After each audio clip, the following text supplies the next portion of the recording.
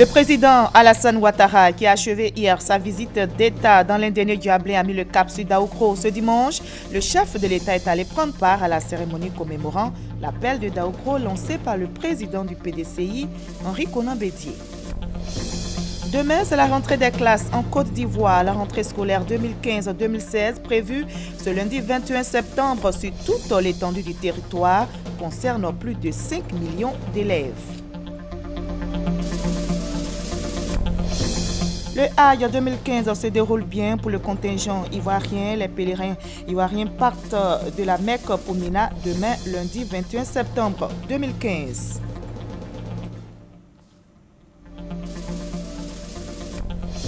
Et hors de la Côte d'Ivoire, la crise au Burkina Faso qui connaît peut-être un dénouement, la CEDEAO propose la restauration du président Michel Kafondo, l'amnistie des putschistes, l'élection avec les candidats pro-Compaoré le 22 novembre prochain.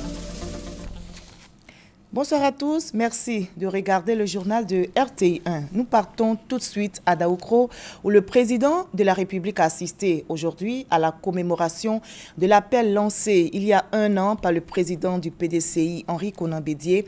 L'appel de Daoukro invite les partis membres du RHDP à soutenir le chef de l'État, Alassane Ouattara, comme candidat unique du Rassemblement des Oufouettistes pour la démocratie et la paix à l'élection présidentielle d'octobre prochain. Voyons l'arrivée du président Alassane Ouattara.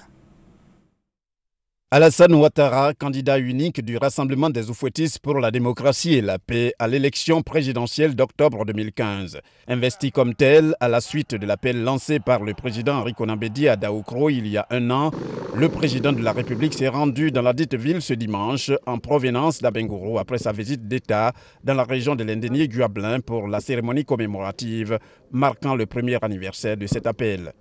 Pour le chef de l'État, l'initiative du président Bédié est historique, en ce sens qu'elle constitue un gage de paix et réunissant tous les enfants du président Félix Houphouët-Boigny. Avec une grande émotion et un grand plaisir. En fait, on aurait dû avoir cette cérémonie hier, mais comme vous le savez, nous étions à Bangourou pour la fin de notre visite d'État. Et là, nous sommes ici aujourd'hui, le 20 septembre. Pour le premier anniversaire de l'appel de Daoukro. Comme vous l'avez dit, c'était un appel solennel, important, lancé ici même il y a un an pour la candidature unique, donc du candidat du RHDP.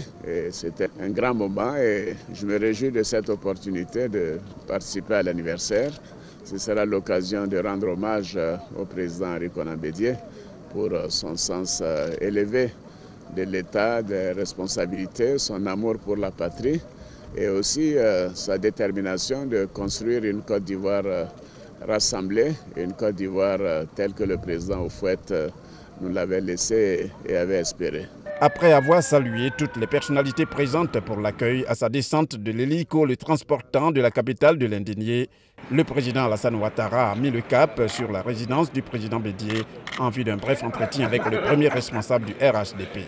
C'est ensemble que tous les deux, à bord du même véhicule, se sont rendus à la cérémonie prévue pour se dérouler à la place Henri Konan Bédié de Daoukro. Certainement, vous aurez le compte-rendu complet de cette cérémonie à la fin de cette édition. Voyons à présent les réactions des participants au cours de cette cérémonie, réactions recueillies par nos reporters. L'appel de Daoukro matérialise, comme l'ont indiqué le président Bédié et le président Ouattara, la solidarité, l'union, la cohésion de toute la famille oufouettiste. Et vous savez, avec l'appel de Daoukro, nous avons quand même pu aboutir à la candidature unique au sein du RHDP. Et le prochain défi pour cet appel, comme ils l'ont indiqué, c'est de créer le parti unifié. Donc il était important que tous les acteurs, les cadres, puissent venir pour montrer leur adhésion totale à cet appel-là. Là, on est venu pour l'anniversaire de l'appel de Daoukro qui a rassemblé tous les enfants d'une famille. Quand des enfants sont dispersés, ce qui permet de les rassembler à nouveau, on doit le célébrer. Voici le sens qu'on donne à cet appel. Nous sommes très heureux d'être là et nous pensons que c'est un renouveau pour la Côte d'Ivoire, que les enfants qui sont retrouvés ne se séparent plus jamais. C'est quand même l'appel de Daoukro qui a mené cette paix et pour que nous allions à des élections apaisées. Le président Alassane, le président Bédié, leur union nous inspire à la paix et au développement. Donc vraiment, nous sommes très heureux. Et merci au président Bédié et merci au président Alassane d'avoir mis leurs forces ensemble pour relever la Côte d'Ivoire. Le jour où cet appel a été lancé, ça a été une joie. J'étais là ce jour-là. Et étant fils de Daoukro, je ne pouvais pas manquer ce rendez-vous. C'est l'appel à la paix, l'appel à l'union de tous les Ivoiriens et nous sommes heureux. Beaucoup d'émotions, beaucoup de joie. Vous savez que nous sommes battus pour que véritablement le président Ouattara soit candidat unique. L'appel historique de Daoukro lancé par le président Bédié le 17 septembre 2014 a boosté l'action de tous les moyens de soutien de tous les partis politiques. Aujourd'hui, ça fait un an et nous sommes à quelques jours de la présidentielle. Ça a beaucoup d'émotions, beaucoup de joie que nous allons sereinement à ces élections-là. Parce qu'avec un candidat unique, le RHDP est sûr de gagner. Mais ils l'ont dit, ils ont déjà tracé les jalons de l'avenir. Et l'avenir, c'est un parti unifié. Je suis très heureux et fier d'être témoin de ce grand souvenir de 1 an de la paix d'Aokoro. Cet appel historique lancé par le président Henri Konan Bédié qui donne mandat, qui donne quitus au président Alassane Ouattara de remplir encore pour 5 ans. En réalité, les jeunes Ivoiriens sont les grands bénéficiaires de cet appel de Daoukro parce que cet appel garantit la paix, la sécurité et le développement pour 5 ans, 10 années encore. Avant Daoukro, le président de la République était en visite d'État dans l'Indénié du Hablin. Hier, dernier jour de sa visite, le président Alassane Ouattara a été reçu à la cour royale. Comme vous le voyez, le peuple ndénien lui a exprimé sa reconnaissance pour les investissements réalisés dans la région et réaffirmé son soutien dans la mise en œuvre de son programme de développement. La région de l'Indénié du Hablin reconnaissante au président de la République pour ses actions de développement. Plus de 21 milliards de francs CFA investis dans cette région pour le progrès des populations. Dans ce reportage de Jeanne Atoubé, je vous invite à voir ce qui a été fait et ce qui reste à faire dans le cadre du PPU, le programme présidentiel d'urgence. Bienvenue à l'hôpital général d'Agny-Bellecro. Nous sommes jeudi 17 septembre, le jour même où Agny-Bellecro accueille le président de la République pour son premier meeting dans l'Indénié du Hablin. Une structure propre et belle de l'extérieur, mais qui choque par son dénuement en certains de ses points névralgiques, notamment le service de radiologie, le bloc opératoire et l'absence d'un groupe électrogène. Pour autant, on y trouve des praticiens, techniciens, médecins, sages-femmes et infirmiers à la tâche. Malgré tout, offrant aux clients de l'établissement l'accueil à la mesure de leurs attentes. Ironie du sort, ce même jour de la visite d'Alassane Ouattara, l'hôpital général d'Agny-Bellecro a donné naissance à 4 garçons, avec toute l'attention du personnel soignant, vu la symbolique de ces naissances. Il a accouché vers les 10 jours. Alors, comment tu vas appeler l'enfant alors? Alassane Ouattara. Alassane Ouattara, de ce qui filtre du cri du cœur des médecins de l'hôpital général d'Agny-Bellecro, est appelé comme médecin au chevet de la structure et le PPU comme la formule thérapeutique. Ici, l'acquisition d'une table d'anesthésie et d'une boîte de traumatologie est une exigence, vu l'emplacement stratégique d'Agny-Bellecro qui accueille de nombreux accidentés de la route. Autre exigence, l'eau potable, à la portée de tous, comme souhaité par le président de la République, domaine dans lequel beaucoup reste à faire en termes de fourniture et réparation des ouvrages d'adduction en eau potable. La capacité normale de ce forage, c'est 3 mètres cubes. Si on n'atteint pas au moins les 7-8 mètres cubes, vraiment l'eau ne suffit pas pour la population. D'autres ont eu l'eau, ça vaut dans les 3 ans, ils ne gagnent pas l'eau. Nous qui sommes en bas ici aussi, on gagne peut-être 1 semaine, 2 semaines après, on gagne encore. Zézenou et Sankoro, ils n'ont qu'un seul château d'eau. Et la rivière qui nous servait, on partage cette rivière avec les bœufs. Ce qui est vu à Zinzenou renseigne sur l'immensité des besoins des populations en eau potable. Pourtant, en 4 années à la tête du pays, Alassane Ouattara a investi 314 millions de francs CFA dans ce domaine, dans la région de l'Indénié du Hablin, à travers le PPU. Plus du double de ce montant pour l'électrification et le renforcement des réseaux électriques, soit 663 millions de francs CFA, et environ 2 milliards d'investissements dans le domaine de l'éducation. Mais le plus gros investissement du PPU dans l'Indénié du Hablin est consacré aux infrastructures routières pour un montant de 14 milliards 564 millions de francs CFA. Certains travaux sont achevés, d'autres sont en cours de réalisation et l'un dans l'autre, les attentes des populations se multiplient. Comme ici à Bengourou, où la voirie cause de nombreux désagréments. Les routes sont impraticables. Nous qui avons au moins des véhicules pour avoir accès à nos familles, vraiment nos cours c'est un peu difficile. Quand tu dis à taximètre, je m'en vais à HKB, il te dépasse bien. Tant que tu n'as pas payé 1000 francs, 1500 pour t'amener chez toi, il n'y a pas, on dit non, chez vous, HKB, il n'y a pas de route. Le maire, le conseil général, voilà, ils font des efforts voilà, pour nous aider, mais ce n'est pas suffisant. Alassane Ouattara a déjà ordonné le bitumage des rues de la commune d'Abengourou. 7 km de bitume financés par le PPU, à qui le chef-lieu de la région d'Indénié-Guablin doit sa nouvelle préfecture, fierté des populations et symbole d'une région en marche vers le progrès, grâce à 21 milliards, 80 millions de francs CFA d'investissement du programme présidentiel d'urgence. En marge de cette visite du président de la République dans l'Indénié-Guablin, le ministre d'État, ministre de l'Intérieur et de la Sécurité, Ahmed Bakayoko, a rencontré le corps préfectoral. Une rencontre pour échanger et s'imprégner des conditions de travail de ce corps. On en sait plus avec Abou Sanogo. L'ensemble du corps préfectoral de la région de l'Indénié-Guablin, reçu par le ministre d'État, ministre de l'Intérieur et de la Sécurité, Ahmed Bakayoko. Au cours de leurs échanges, le corps préfectoral de cette région a bien voulu traduire sa reconnaissance et sa gratitude au président de la République Alassane Ouattara pour la bienveillance qu'il manifeste à son égard. Le ministre d'État Ahmed Bakayoko a félicité les membres du corps préfectoral pour leur mobilisation et leur engagement pour le bon déroulement de la visite du chef de l'État dans leur région. Par ailleurs, Ahmed Bakayoko les a invités à consolider la paix et la cohésion en cette période électorale. Le président a raison. Parce que vous êtes un maillon essentiel de l'unité du pays. Il souhaite que ces élections soient transparentes. Il souhaite que vous puissiez jouer votre rôle de sorte que vous soyez l'autorité qui maintienne la paix. Et je vous engage à faire en sorte que ces élections soient apaisées et que vous ayez vraiment un rôle d'arbitre auprès de tous les acteurs pour les amener au calme et à la raison. Cette rencontre entre le ministre d'État, ministre de l'Intérieur et de la Sécurité Ahmed Bakayoko et le corps préfectoral de l'Indénié-Guablin s'inscrit dans le cadre de la visite d'État du président de la République Alassane Ouattara dans cette région. La ministre de la Communication, Afoussiata Bamba Lamine, a aussi eu des activités. Elle a visité le centre émetteur et les organes de presse sur place dans l'Indénié-Guablin. La ministre Afoussiata Bamba Lamine a pu se rendre compte des réalités et des conditions de travail des journalistes, comme nous l'explique Konepa Gassoro. Jeudi 16 septembre, le centre émetteur de la radiodiffusion-télévision ivoirienne RTI de Bekofin, situé à une cinquantaine de kilomètres d'Abengourou, la radio locale La Voix de l'Indénié-Guablin, l'agence ivoirienne de presse AIP ont été visités par la ministre de la Communication.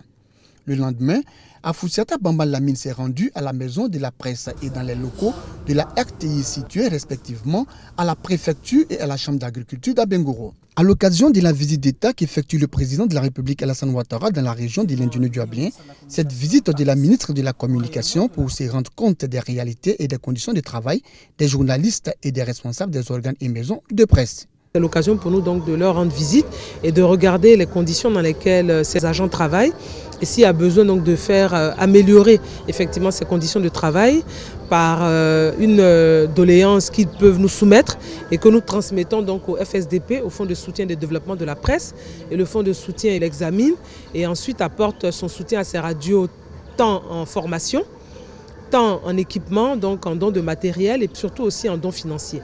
Profitant de cette visite, elle a félicité et encouragé les journalistes dans leur ensemble pour leur professionnalisme dans le traitement de l'information à la veille de l'élection présidentielle en Côte d'Ivoire. Les journalistes font un bon travail, donc c'est le lieu pour moi de les féliciter et de leur dire de continuer. Il faut qu'on y arrive pour que la Côte d'Ivoire puisse tourner définitivement le dos à l'histoire récente que nous avons vécue. Une visite saluée par les journalistes mais aussi par les responsables des organes de presse de la localité. On a des difficultés pour que les gens comprennent un peu le travail qu'on abat. Et quand votre ministre reconnaît ce travail, on ne peut qu'être fier. Nous pensons que ça va permettre aux agents d'être galvanisés dans leur action et de mieux communiquer, de mieux informer la population. Depuis la création du centre émetteur, c'est la première fois, n'est-ce pas, nous recevons, n'est-ce pas, le ministre Donc moi, personnellement, c'est vraiment un honneur. Quand vous travaillez et que des personnes se préoccupent de vos conditions de travail, c'est déjà très bon. Ce sont plusieurs centres émetteurs de la RTI et des radios locales qui ont été visités par la ministre de la Communication pendant les visites d'État effectuées par le président de la République dans les différentes régions de la Côte d'Ivoire. La première dame de Côte d'Ivoire, Dominique Ouattara, a demandé une messe hier, au dernier jour de la visite d'État du président de la République dans l'Indénié du Hablin. La messe a été célébrée par l'évêque du diocèse d'Abangourou et l'évêque a invité chaque fidèle à s'appuyer sur Dieu dans l'humilité pour avoir la paix. Thomas Kessambi.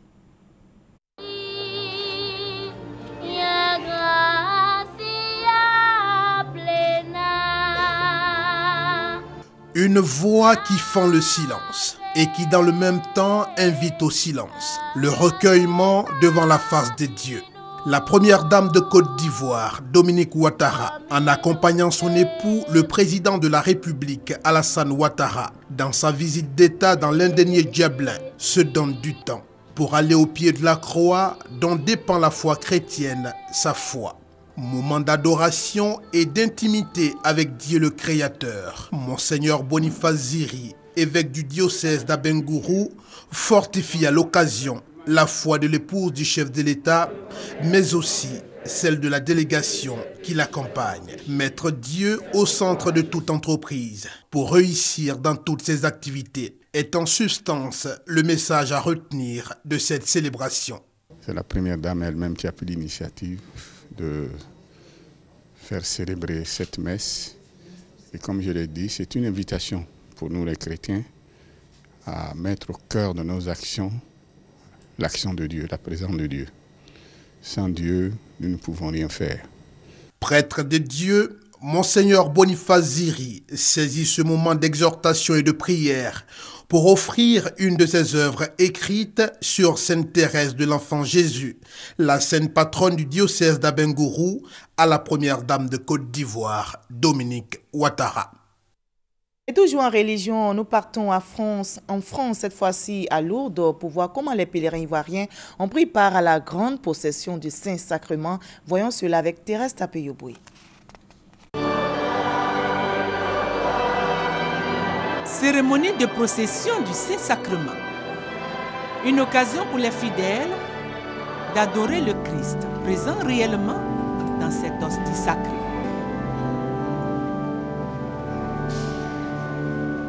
C'est un moment où les fidèles se mettent dans une situation de contemplation, de dialogue intérieur direct avec le Christ. Ce grand moment d'adoration, les pèlerins ivoiriens l'ont partagé avec des milliers d'autres pèlerins venus du monde entier. C'était à la basilique Pie X.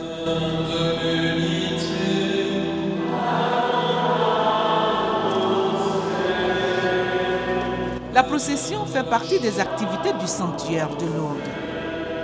La procession fait partie également des messages, des recommandations de la Vierge Marie à Sainte Bernadette. Symboliquement, c'est Marie qui s'efface pour montrer son Fils Jésus au monde. La procession du Saint-Sacrement devient alors une réponse de la Vierge Marie à Sainte Bernadette qui veut que le chrétien marche sur les pas de Jésus, vive pleinement son adhésion au Christ.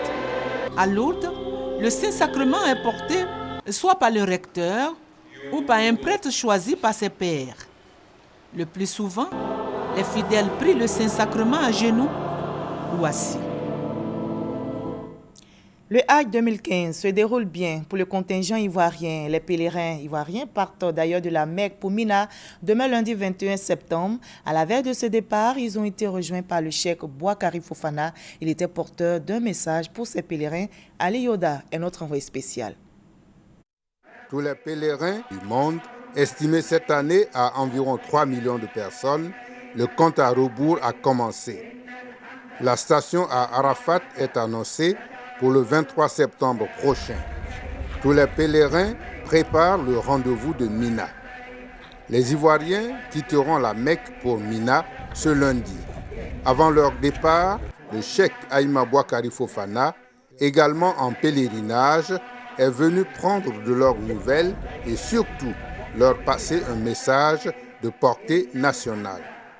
Nous sommes venus surtout demander à tous les pèlerins et à tous nos mamans et nos sœurs de pèlerinage de penser à elles-mêmes et de penser aussi au pays, de penser à leurs enfants dans leurs prières, dans tout ce qu'ils vont entreprendre comme acte spirituel sur cette terre, et surtout de penser au pays en ce moment précis, le moment des élections et le moment des difficultés, et de faire des prières pour que ces événements se passent dans les meilleures conditions de paix, de sécurité et surtout d'entente et de cohésion sociale. Après la station d'Arafat, les pèlerins entameront le séjour de Mina. Tous ne feront pas les 3 jours. Les premiers devant quitter la terre sainte d'Arabie Saoudite pour Abidjan à partir du 30 septembre 2015. Je vous livre à présent ce communiqué du ministère de l'Environnement, de la Salubrité urbaine et du Développement durable. Le ministère informe le corps diplomatique, les partenaires techniques et financiers et les ministères que la cérémonie de remise de la contribution au niveau national et du rapport de l'évaluation environnementale post-conflit au président de la République prévu ce lundi 21 septembre 2015 au palais présidentiel est reporté à une date ultérieure. Le ministère de l'Environnement, de la Salubrité urbaine et du Développement durable s'excuse pour les désagréments causés par ce report. Demain, c'est la rentrée des classes en Côte d'Ivoire. La rentrée scolaire 2015-2016 est prévue donc ce lundi 21 septembre sur toute l'étendue du territoire. Cette rentrée va concerner cette année plus de 5 millions d'élèves. Pour cette année scolaire, l'État ivoirien met à disposition 3 485 nouvelles classes et 82 collèges. Rappelons que les inscriptions des enfants au CP1 démarrées le 9 septembre dernier. Ces inscriptions ont pris fin le vendredi 18 septembre. La Banque africaine d'import-export, Afreximbank, s'est dotée d'un nouveau siège au Caire en Égypte. L'inauguration a eu lieu cet après-midi dans la capitale égyptienne en présence du ministre chargé du budget, Abdourahmane Cissé, représentant le Premier ministre Daniel Kablan-Duncan. Il prendra part demain, toujours au Caire, à une table ronde sur le thème « Rôle des institutions financières régionales dans le processus du développement de l'Afrique ». Abidjan vient d'abriter une rencontre sur la sécurité bancaire et informatique. C'est un séminaire sous la supervision de l'Union internationale des télécommunications. Informaticiens et utilisateurs des technologies de l'information et de la communication ont évoqué les attitudes adéquates à adopter face aux risques d'insécurité informatique et bancaire. Hugues Weblé pour le reportage. Comment renforcer la sécurité des transactions électroniques, bancaires et financières en même temps que se développent les technologies de l'information et de la communication et l'insécurité dans le domaine? Informaticiens et utilisateurs des TIC ont planché sur la question à Abidjan. À l'initiative de l'Union internationale des télécommunications UIT et de l'École supérieure africaine des TIC ESATIC, ils ont passé en revue les attitudes convenables à adopter face à la cybercriminalité, à l'insécurité informatique et dans les transactions bancaires. C'est vraiment un sujet de préoccupation, tant pour les utilisateurs du monde des TIC que pour les dirigeants. Et ça a un impact vraiment négatif sur l'économie. Le nombre de transactions au niveau du cyberespace évolue tous les jours. Et s'il n'y a pas de sécurité, eh bien, ces transactions-là ne vont pas aboutir. Et ça fait même que parfois, sur certaines transactions, en fonction de votre pays de provenance, vous ne pouvez rien faire. En Côte d'Ivoire, sur 23 millions d'habitants, 21 millions sont connectés au réseau mobile. On note des transactions financières de plus de 8 milliards de francs CFA par jour via le mobile. Cette formation vient renforcer la volonté de l'État de protéger toutes les transactions électroniques et bancaires. Objectif de cet atelier donc, disposer d'informaticiens avec une maîtrise améliorée, des techniques d'authentification et de chiffrement pour une meilleure lutte contre le phénomène de cybercriminalité et autres fraudes bancaires.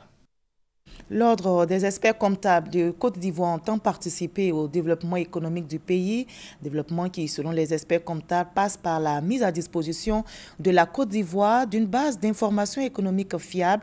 Et bien pour parler de leur contribution à l'émergence de la Côte d'Ivoire, M. Flon Oulaï, président de l'Ordre des experts comptables, était l'invité de Delphine Gla au magazine de ce dimanche. Nous vous proposons un extrait de leur entretien. L'expert comptable, qui au départ était une mission d'établissement des comptes, une mission de révision des comptes, évolue progressivement vers une mission de conseil, vers une mission d'accompagnement des dirigeants d'entreprise, vers une mission d'accompagnement de nos autorités. Nous avons été satisfaits de la présence massive des étudiants, de la présence massive de nos clients, de la présence également des experts comptables à qui je dis merci. Mais nous avons été encore d'autant plus satisfaits que Madame la ministre de l'Économie et des Finances est venue elle-même nous aider, nous accompagner et nous encourager. Et nous sommes prêts à accompagner l'État, nous sommes prêts à accompagner les clients, nous sommes prêts à accompagner les étudiants pour leur donner l'envie de devenir des experts comptables, ceux qui demain vont évaluer les chiffres de la Côte d'Ivoire. Il y a eu plus de peur que de mal dans les communes de Cocody et du Plateau. Au carrefour de la vie à Cocody, un accident a fait 23 blessés, pas de perte en vie humaine. À l'origine, la mauvaise conduite d'un conducteur de minicar communément appelé Baka dans la commune du Plateau au quartier Finance. Une fuite de gaz a provoqué un incendie dans des maquis. Là aussi, pas de perte en vie humaine, mais des dégâts matériels.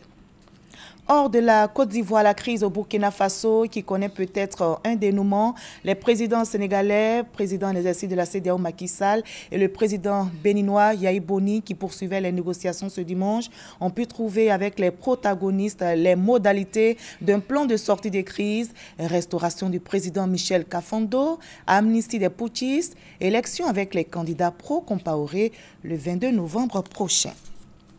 Je vous propose de revenir sur la cérémonie de l'anniversaire de l'appel de Daoukro. Un an déjà que l'appel de Daoukro a été lancé, le président de la République, candidat unique du RHDP, a rendu hommage au président du PDCI, Henri Konan Bédié. Nous reviendrons sur la cérémonie officielle de cet appel de Daoukro dans nos prochaines éditions. La grande famille des oufouettistes s'est retrouvée à Daoukro pour cette célébration. Le PDCI, le RDR, l'UDPCI, le MFA et l'UPCI ont commémoré l'appel de Daoukro ce dimanche. On a aussi noté la présence des personnalités comme Laurent Donafologo et Nyamia Konan, le reportage de notre envoyé spécial, Abiba Dambele Saoui. Pour ce premier anniversaire de l'appel de Daoukro, tous les partis membres du RHDP se sont retrouvés à Daoukro, sur les terres de Aimé Henri Konan Bédié, les deux grands leaders de l'Alliance des oufouettistes, le président Alassane Ouattara et le président Henri Konan Bédié, président du PDCI RDA, président de la conférence des présidents des partis membres du RHDP, les présidents de l'UDPCI, du MFA et de l'UPC. L'occasion pour certains barons de matérialiser leur retour au sein de la grande famille des oufouettistes, ou encore de réaffirmer avec force leur appartenance au RHDP. Que nous venons d'assister à cette cérémonie, émotion historique, émotion aussi d'espoir. On nous appelle à l'unité, vous savez que nous sommes déjà là, nous n'avons qu'à renforcer cette unité et je crois que la Côte d'Ivoire est vraiment, comme on dit, le pays des miracles. Nous vivons un nouveau miracle ivoirien, le rassemblement de tous les fils et de toutes les filles du Fouet-Boigny.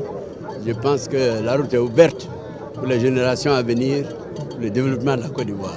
Ce qui est important aujourd'hui, c'est que la grande famille du PDCI-RDA va se retrouver, les enfants du président Félix Houphouët-Boigny vont se retrouver et je crois qu'on devrait pouvoir emmener les uns et les autres à adhérer à cet important appel que le président Bédié a lancé. La Côte d'Ivoire va de l'avant avec la paire Henri Konan Bédié et Alassane Ouattara. On évoque là où le corps va et je suis avec tout mon cœur et mon esprit. Je serai heureux d'accueillir bien sûr M. le Président à Daloa bientôt. En tout cas, la fête fut belle à tout point de vue, des danses, de l'ambiance joyeuse qui a prévalu et l'esprit de fraternité. Quand les enfants d'Houphouët-Boigny se retrouvent, le miracle se produit toujours.